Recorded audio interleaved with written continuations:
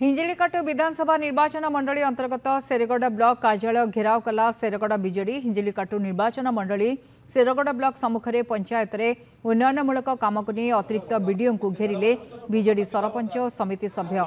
जनसाधारण विभिन्न समस्या और आयुष्मान कार्ड लगे 50 टंका नेउथवा अभियोग होईछि। राज्य में बीजेपी सरकार आसिबा परठू शेरगड़ में बीडीओ पदवी खाली पड़ी। स्वास्थ्य सेवा उन्नयन कार्य ठप हो जाइछि। जनप्रतिनिधि को अणदेखा करने नहीं ताती थिले सरपंच और समिति सभ्य। विभिन्न समस्या उपरे अतिरिक्त बीडीओ को घेराव करने सहित ब्लॉक कार्यालय सम्मुख में प्रतिवाद करथिले। कार्यालय सम्मुख में अतिरिक्त बीडीओ पहुंची जनप्रतिनिधि सहित आलोचना करने पर धारणारू उठिथिले।